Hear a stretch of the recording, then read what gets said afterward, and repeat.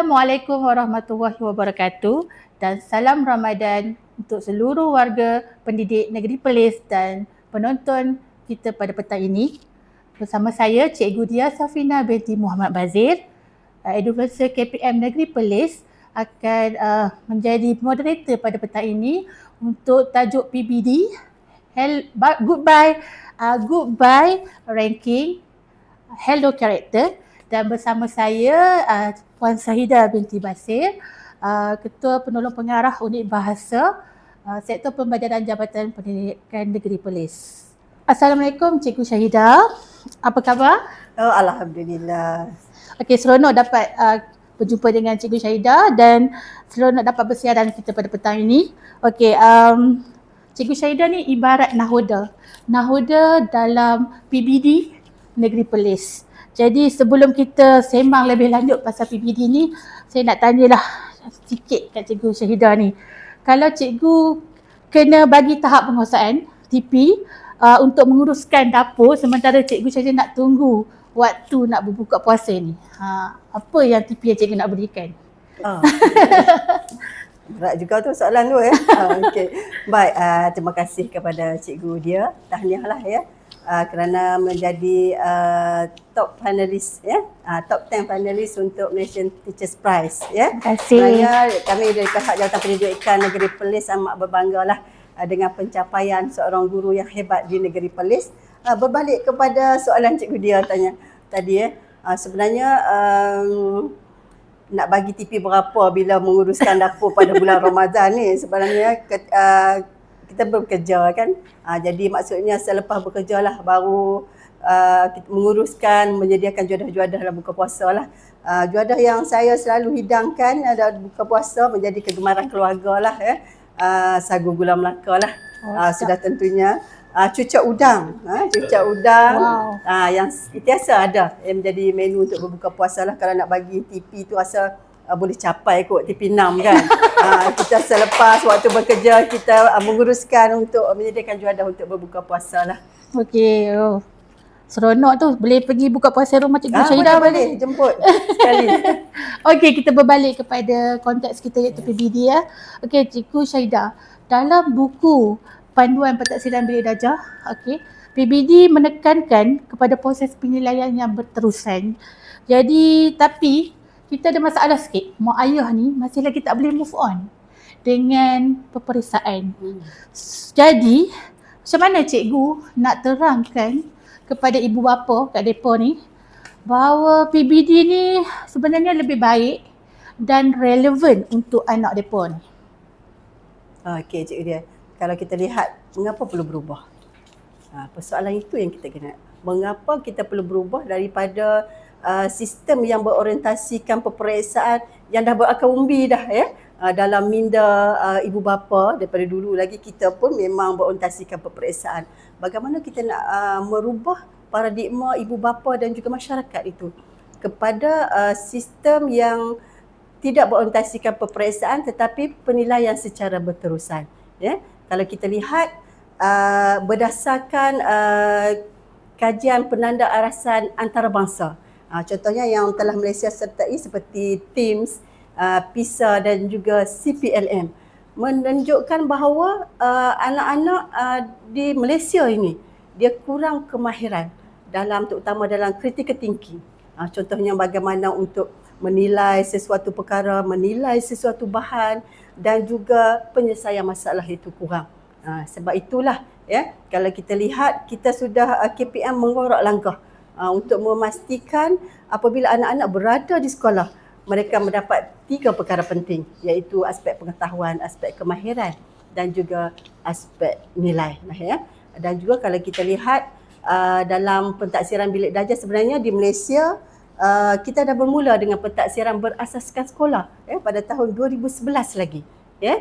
Tapi memandangkan negara-negara yang maju sudah bermula seawal 1948 lagi. Mungkin kita mengerak langkah ke arah negara maju untuk memastikan anak-anak kita ni berkembang secara keseluruhan dari aspek pengetahuannya, dari aspek kemahirannya dan juga daripada aspek nilai. Itu yang kita tekankan contohnya dalam rancangan pendidikan Malaysia 2026 sehingga 2035 yang menekankan tentang pembentukan karakter murid itu sendiri, ya, dan menjadi murid yang ataupun insan yang sejahtera daripada beberapa sudut. Maksud menyeluruhlah. Pertama, sejahtera dari segi berilmunya, ya, sejahtera dari segi menjadi insan yang berkemahiran, ya, berdaya tahan, ya. Kalau tengok murid-murid sekarang ni cepat koyak kan, terutama Gen apa ya cikgu dia sekarang? Gen Z. Gen Z cepat koyak, kurang jati diri, ya, dan mudah mengalah. Maksudnya mudah berpuas hati. Itu berdaya tahan. Macam mana kita nak melahirkan generasi yang akan datang ni dengan berdaya tahan, cekal dan ada jati diri. Dan seterusnya berkeyakinan. Ya, itu yang kurang kepada anak-anak kita. Mungkin dapat straight A, tapi bila datang untuk sesi temuduga dan sebagainya, tidak ada keyakinan. Dan juga yang terakhir sekali ialah beradab. Ya, kita tak nak lahirkan anak-anak yang pandai di segi kognitifnya straight A, tetapi tidak beradab. Ya, tidak hormati cikgu, tidak menghormati ibu bapa dan sebagainya. Ini yang kita pentingkan dalam pembentukan karakter lah. Dan juga cikgu dia, sebenarnya kenapa lagi kita perlu berubah? Yang keduanya, saya masih ingat lagi kata-kata Nabi menyeru, ya, apabila kita nak mendidik anak-anak, mesti mendidik ikut zaman dia. Sekarang zaman anak-anak kita, bukan zaman kita. Maksud kita perlu berubah. Maksud perlunya perubahan paradigma itu, ya. Dan juga kalau dalam PBD ini kita menilai murid bukan pencapaian semata-mata. Kita menilai murid dari bagaimana kita dari segi perkembangan dia. Daripada dia tak tahu sampai dia tahulah, ya. Kita menilai kebolehan dia, kita menilai kemajuan dia dan juga penguasaan dia, ya, dalam semua aspek. Kalau tengok dalam PBD ni kita ada 3 kaedah lah. Kita nak menilai anak-anak kita. Pertama, kalau cikgu dia nilai anak-anak pemulihan cikgu dia, pertama di segi apa? Kalau kaedah cara lisan lah, cara lisan, cara perhatian, dan juga cara bertulis. Kalau kita lihat, kalau berorientasikan peperiksaan ni, asal kemahiran-kemahiran yang perlu murid-murid capai seperti kemahiran berbahasa, kemahiran berkomunikasi, ya, kemahiran mengira, kemahiran menggunakan peralatan, bahan dan sebagainya, dan juga sikap, kita tak sempat nak ajar. Okay? Sebab terlampau bergantung kepada peperiksaan. Agak-agaknya kalau ada peperiksaan, mungkin cikgu akan memberi tumpuan kepada latih tubi. Latih tubi, maksudnya tak sempat kita nak mengajar kemahiran-kemahiran yang perlu kepada anak-anak kita dalam pembentukan karakter tu. Baik, kalau cikgu dia lihatlah di sekeliling kita ini, ialah kita cuba ubah anak-anak ke arah berkemahiran di segi hard skillnya dan segi soft skillnya. Bagaimana anak-anak ini tidak berorientasikan peperiksaan. Sebab kalau terlalu berorientasikan peperiksaan, dia maksud dia stres. Bukan anak-anak saja stres, cikgu juga stres. Jadi kemahiran-kemahiran yang lain tak sempatlah kita nak orang kata didik, kita akan pupuk kepada anak-anak kita. Kalau cikgu lihat, ya, di sini kemahiran-kemahiran yang murid-murid perolehlah, ya, apabila dia melaksanakan pembelajaran berasaskan projek. Ini kemahiran-kemahiran yang dia dapatlah. Yang ni contohnya dia laksanakan dalam mata pelajaran matematik, dalam project based learning. Maksudnya dalam project based learning itu contohnya kita dah menerap dah kemahiran bagaimana dia nak berkomunikasi dengan rakan-rakannya, nak berkolaboratif, ya, kreatif dan juga kritis itu. Dan juga lebih penting aspek nilai lah, ya.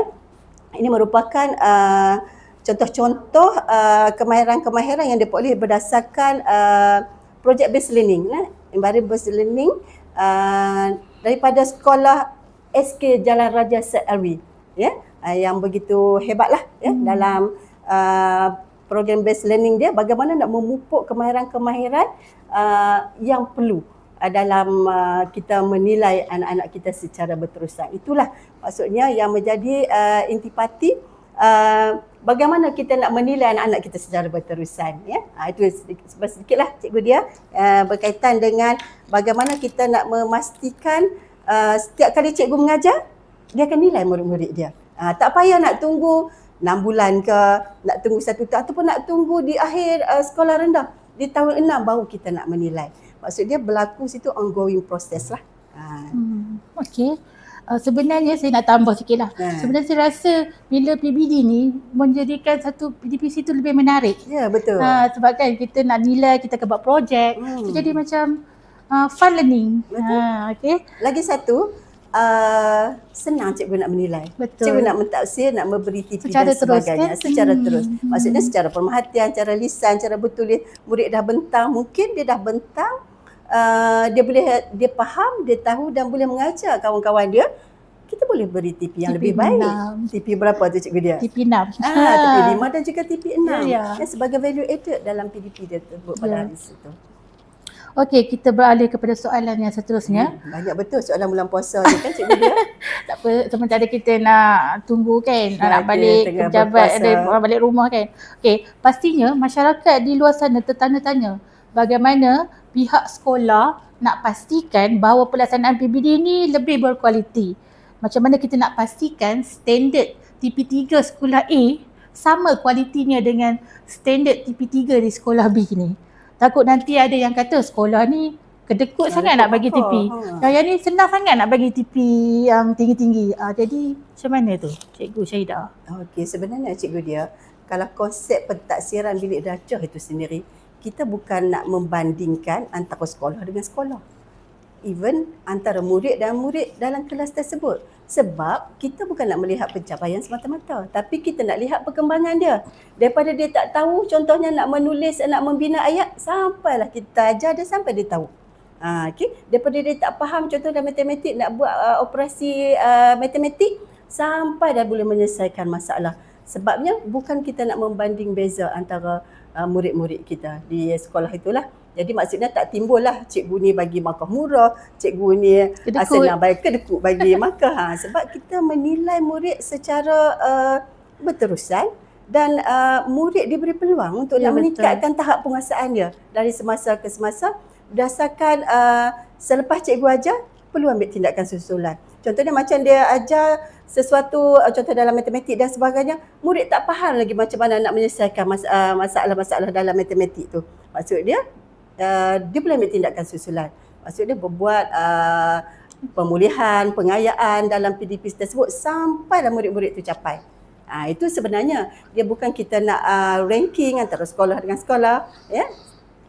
Betul, sebenarnya macam realitinya memang kita nampak sebab macam saya lah kan, cikgu pemulihan kan, bila saya tengok budak tu tak boleh, kita akan menilai daripada lisan kan, budak tak boleh, jadi saya akan usaha. Jadi kita rasa kalau berdasarkan ujian semata-mata, bila ujian baru kita tahu, budak ni tak boleh, sedangkan selama ni dia dah tak boleh lagi. Jadi maknanya kita dari masa ke semasa kita tahu tahap anak murid kita dan kita buat intervensi. Maksudnya kita tindakan susulan yang kita buat tu ketika itu. Ya, betul. Tak perlulah nak ambil tunggu masa yang lama untuk dia pulihkan. Itulah hasrat utama dalam pentaksiran bilik darjah kita lah. Betul-betul. Okey, soalan seterusnya. Dalam PBD, cikgu ada kuasa pertimbangan profesional.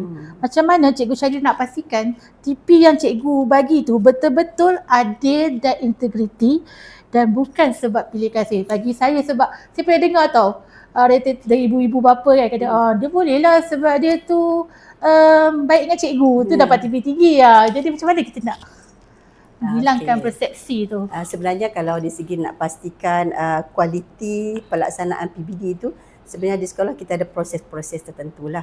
Pertama dari segi penjaminan kualiti tu dulu. Nak pastikan cikgu-cikgu melaksanakan menilai anak-anak murid kita ni lebih berkualiti. Kita ada penjaminan kualiti lah. Penjaminan kualiti melibatkan 4 perkara penting cikgu dia. Ya. Pertama kita dari segi pementoran. Macam mana kita mentor, kita bimbing.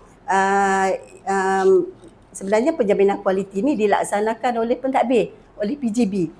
Pengetua, guru besar, penolong kanan dan ketua panitia, guru kanan mata pelajaran, itu dilakukan penjaminan kualiti. Contohnya untuk mentor lah, nak pastikan kata di sekolah tersebut ada cikgu-cikgu baru. Okay? Mungkin dia boleh mentor bagaimana nak mentafsir, nak menilai murid mengikut prosedur. Dan yang kedua, di segi kita buat pengesanan. Pastikan bila kita nak menilai perkembangan anak murid kita, kita nak kesan dia guna kaedah apa? Tiga kaedah tadi tu, ya. Lisan. Secara lisan, secara perhatian dan juga secara bertulis itu tadi. Maksudnya, dan juga untuk yang seterusnya untuk memastikan instrumen apa dia nak guna. Dia nak pastikan PDP hari itu berkesan ke tidak. Dia nak guna senarai semak ke, dia nak guna catatan anekdot ke, terpulang kepada dia. Pada terpulang pada cikgu. Dan seterusnya pemantauan. Pemantauan pentinglah untuk memastikan apa yang telah dilaksanakan oleh cikgu-cikgu tu menepati. Supaya bila mentaksir menilai murid ni berkualiti lah.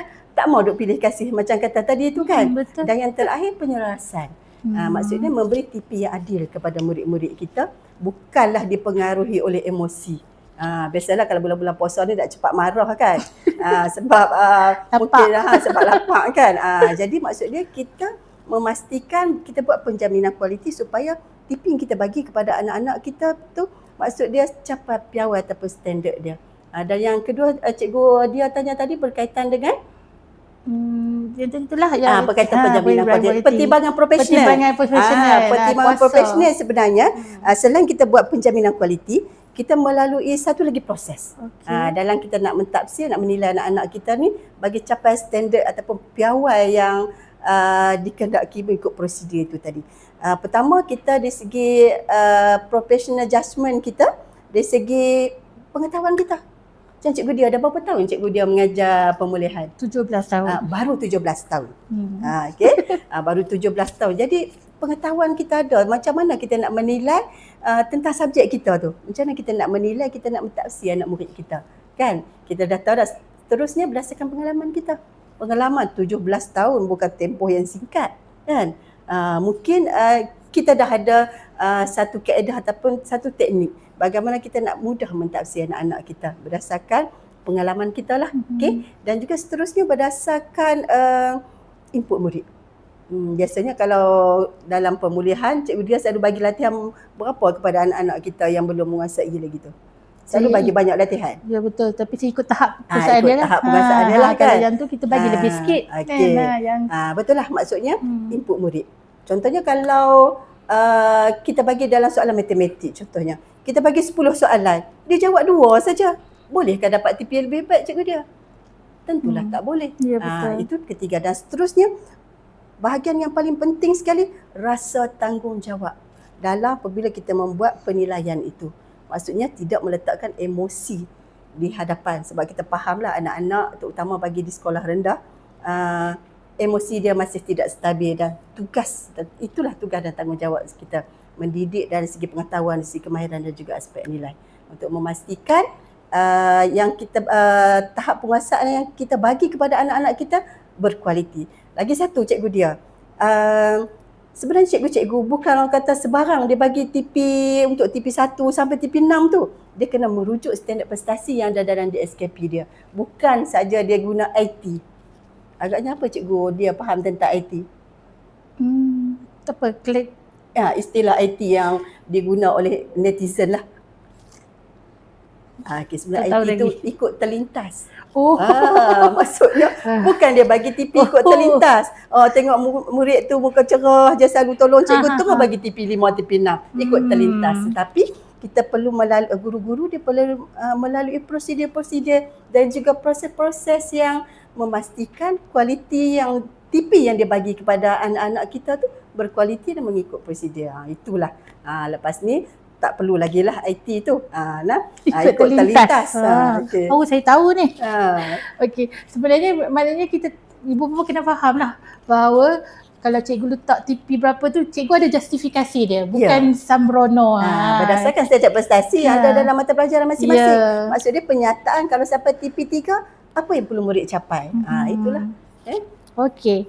Sekarang, soalan seterusnya. Sekarang ni kita ada ujian akhir sesi akademik UASA. Boleh cikgu Syahidah cerita apa perbezaan antara PBD dengan UASA? Yang mana yang lebih baik antara UASA ataupun PBD?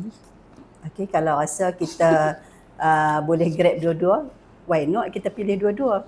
Sedangkan kalau kita suka kopi, kita suka matcha, kita akan pilih dua-dua untuk kita nikmati. Macam tu juga dalam pentaksiran sebenarnya. Sebenarnya pentaksiran untuk PBD dan juga ujian akhir sesi akademik ini saling melengkapi lah ya. Dan juga kalau kita lihat mungkin terdapat beberapa perbezaan lah.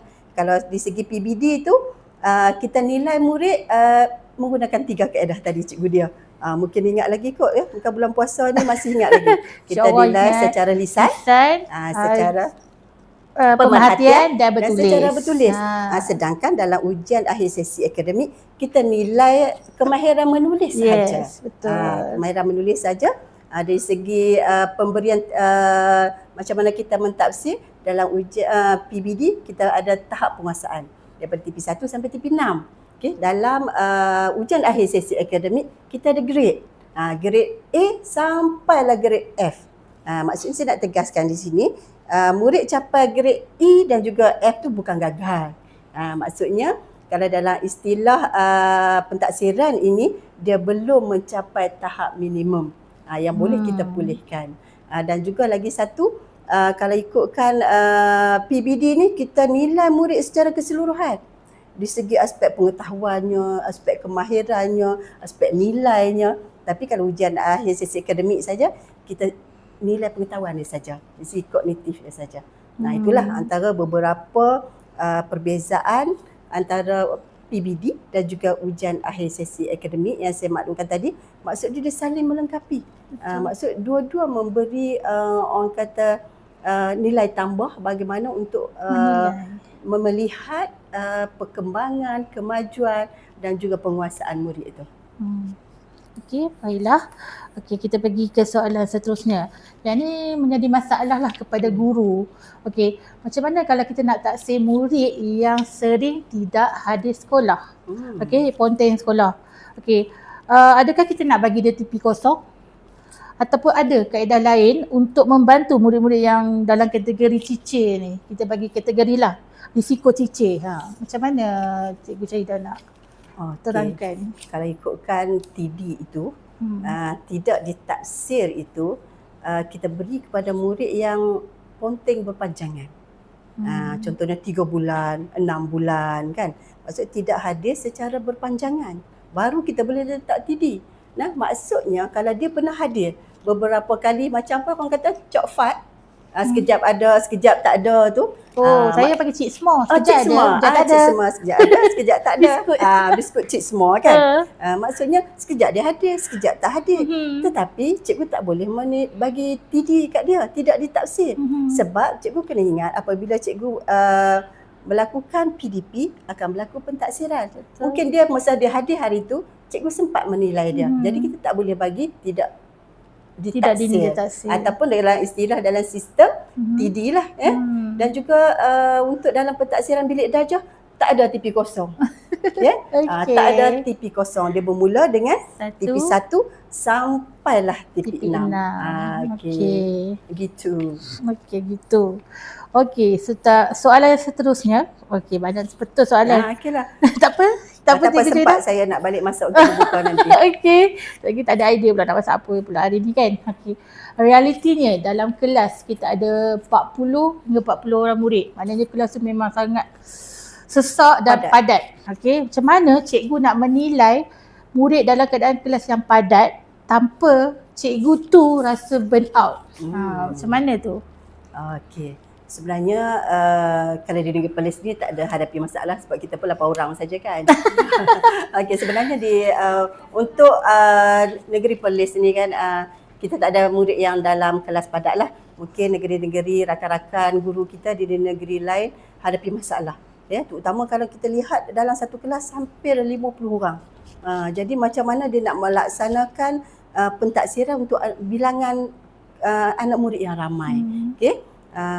Untuk sebenarnya perlulah maksud dia cikgu merancang dengan betul. Maksudnya perlu kreatif perlu kreatif bagaimana dia nak menilai anak-anak murid dia. Mungkin dalam untuk kelas padat tu boleh buat contoh-contoh yang boleh kita nak menilai anak-anak kita yang dah ramai sangat ni kan, sampai rasanya kalau nak pergi ke belakang pun tak boleh kan. Mungkinlah boleh buat pentaksiran rakan sebaya. Yang duduk kat sebelah kan. Macam saya duduk sebelah cikgu dia nilai saya nilai cikgu dia berdasarkan senarai semok ataupun contoh-contoh jawapan yang diberikan oleh guru-guru kan. Dan juga mungkin salah satu lagi kita boleh buat project based learning macam ni. Kita boleh menggunakan persekitaran yang berbeza. Mungkin kita duduk berada di luar kelas dan kita boleh laksanakan dan memudahkan cikgu untuk mentafsir lah.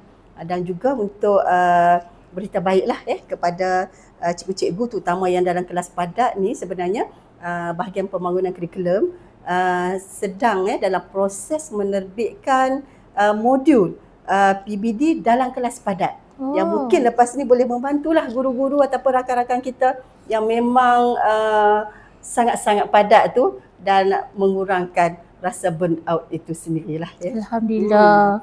Bagus tu. Satu berita baik juga untuk cikgu-cikgu kan. Okey. Yang terakhir Cikgu Syahidah. Petang-petang Ramadan ni duk sembang-sembang kan. Saya rasa mesti penonton kita macam ada yang nak terlelap dah kan. Okey. So jadi kita nak tutup tirai EduTalk kita ni, kita keluar daripada konteks PBD. Kita nak sembang lah sikit kan. Dah juga tu macam ada soalan cepu emas je So kan. kita masuk kepada zon imajinasi kerjaya. Okey, soalan cepu emas ni. Cikgu Syahidah, okey. Kalau Cikgu Syahidah bukan cikgu, apa kerjaya lain yang Cikgu Syahidah impikan? Menarik ni. Nak tahu ni. Sebenarnya sebelum saya bergelar sebagai seorang guru, sebenarnya saya mempunyai cita-cita yang setinggi awan lah kan. Sebenarnya apa tu? Saya berminat menjadi penari kebudayaan sebenarnya. Penari kebudayaan. Sebenarnya darah-darah seni tu banyaklah mengalir dalam badan kan. Jadi pernah dulu saya bercita-cita nak menjadi seorang penari kebudayaan yang hebat, menari pelbagai genre kan, dan juga membuat persembahan-persembahan di seluruh dunia. Menarik. Itulah impian yang sebelum saya bergelar seorang guru lah, sampai saya masuk ke universiti, saya ambil kurikulum dalam tarian kebudayaan dan juga sampai saya posting di sebuah sekolah di Kuala Lumpur. Saya masih bergerak aktif lah dalam majlis guru besar dalam persembahan kebudayaan lah. Itulah hasrat yang impian yang mungkin tercapai tapi tidak sepenuhlah. Saya rasa menjadi seorang pendidik bukan saja kita boleh menjadi seorang penari, tetapi kita boleh menjadi siapa-siapa saja. Betul. Dalam kerjaya. Okay, terima kasih Cikgu Syahidah. Rupanya di sebalik ketegasan dalam menguruskan PBD ada tersimpan impian yang indah yang saya rasa macam wow. Tak sangka rupanya Cikgu Syahidah pandai menari. Okay. Tapi saya percaya Allah dah letakkan kita kat sini menjadi sebagai seorang pendidik. Betul. So kita adalah insan terpilih untuk mencorak masa depan anak bangsa. Okey, warga pendidik sekalian, PBD bukan sahaja tahap penguasaan 1 hingga 6, tetapi bagaimana cara kita mengenali, menilai dan mengilap potensi anak murid kita. Semoga perkongsian kita pada petang ini memberi sinar baru dan harapan kepada warga pendidik untuk menjalankan tanggungjawab lebih ikhlas dan berintegriti. Terus teguh, terus hebat. Kita jumpa lagi pada minggu hadapan dengan tajuk-tajuk yang panas, panel-panel yang hebat dalam EduTalk Ramadan 2026. Sekian. Assalamualaikum warahmatullahi wabarakatuh. Satu lagi Cikgu Dia. Ya. Maksud dia EduTalk ini dia santai tapi sampai. Ya, sampai. betul. Santai tapi sampai.